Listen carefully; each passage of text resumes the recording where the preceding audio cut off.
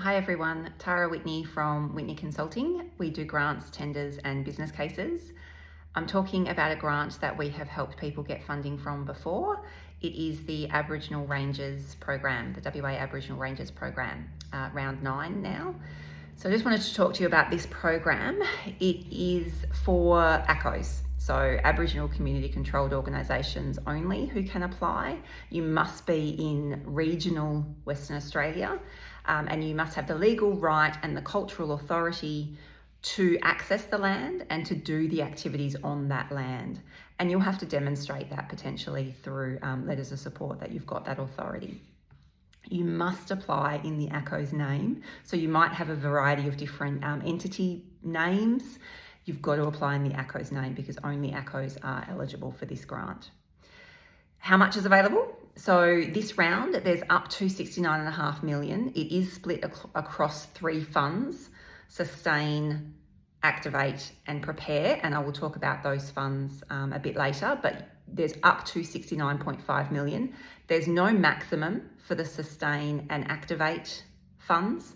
There is a maximum of $250,000 for a project under the prepare fund, and you can only apply to one of the funds and you can only apply once in the round. When? It closes on the 9th of March 2026. The earliest you can get any money would be the 1st of July in 2026, and the latest you can get money until is the 30th of June 2030. So projects can start on any 1st of July of any of the financial years, and they can be 1 year, 2 years, or 3 or 4 years in length, depending on how long your project is going to be. But you must finish by the 30th of June 2023 in terms of the funding.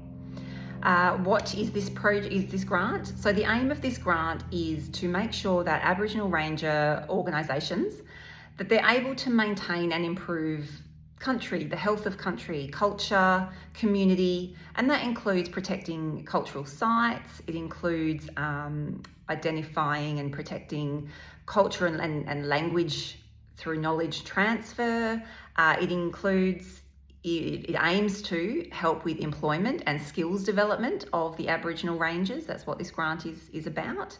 And it also wants to help ranger organisations to be effective and to be able to deliver and sustain the programs that it delivers, and that those programs are wanted and needed by the community. So it's all about building and developing Aboriginal Ranger groups. There are 3 funds, as I mentioned, that you can apply for once and only to one of the funds. Sustain has the highest amount of money that's likely to be allocated to it, around about 50 million of the 69.5 or whatever it was. So it's around about 50 million is going to be allocated to Sustain. The exact amount depends on the project applications they get. But Sustain is the biggest one, and that is because that is for existing and established ranger groups. The next fund is Activate, and that's going to get about 10 million or so, and that's around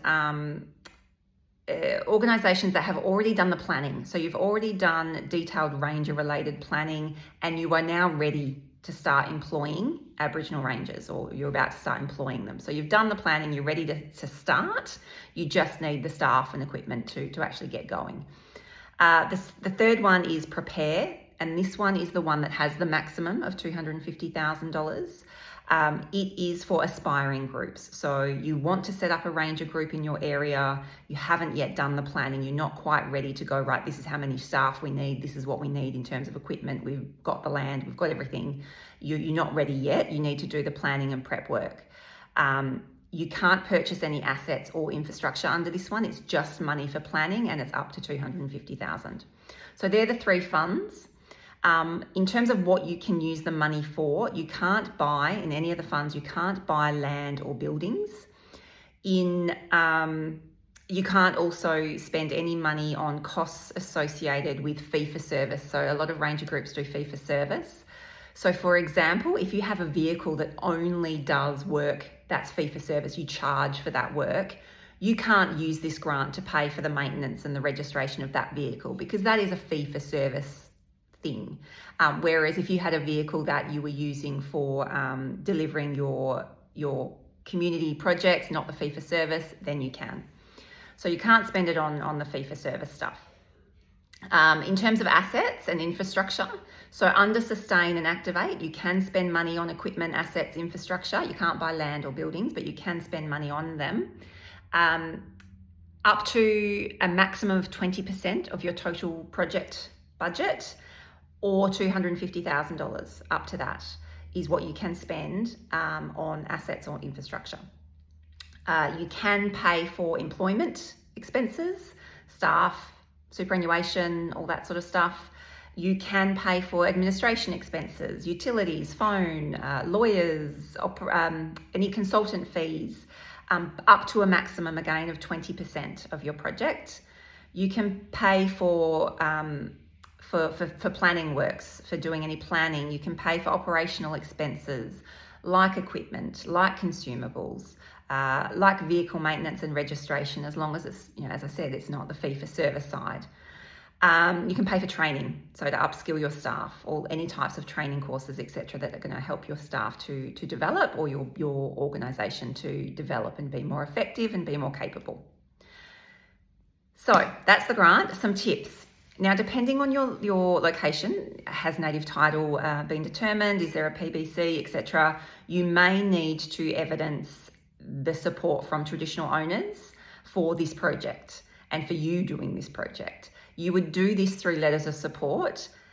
See the guidelines. The guidelines has a table to know whether or not you would need to provide letters of support. However, it is never going to be a bad thing to do so. So I always recommend that you get the traditional owners to write a letter of support. That letter needs to be current, and it needs to reference this application. It can't be vague and say we generally support this organisation. It's got to be a new letter, and it's got to be about this application. The same thing goes for whoever actually owns the landowner on the land that you're going to do the project on, and it might be government department, it might be private landowners, I'm not sure, depends on your project. But whoever owns that land needs to provide their approval for you to access it and do the work, do the activities on it. So you will need a letter of support from every landowner. If the land is owned by multiple different parts of different people, each landowner needs to provide their support and approval. What that means is it's highly recommended that you meet with every landowner or manager and you discuss what you're going to need in terms of access, what you're proposing to do on their land. So you're both really clear about what's going on, and then any rules or requirements, and then that you get that letter of support from them. This takes time, so please get started ASAP. There are also required outcomes and measurements that you're going to need to report against for your project. Now, these are listed in the guidelines. You need to be super clear on what your project is going to achieve, and that has to be related to the outcomes that they're wanting. So that has to be related to the outcomes they've listed in the guidelines. On that note, the guidelines for this grant are very thorough and they provide examples and guidance. So please read them. Have a really good read of these guidelines, because they will give you a lot of instruction in how to plan your project and develop your project, what you need to do, and they'll give you some proper examples about how to apply. As always, if you are looking for assistance, we can write your application for you, or we can review one that you have drafted and give you guidance and help along the way. You know where to find us at whitneyconsulting.com.au. Thanks a lot.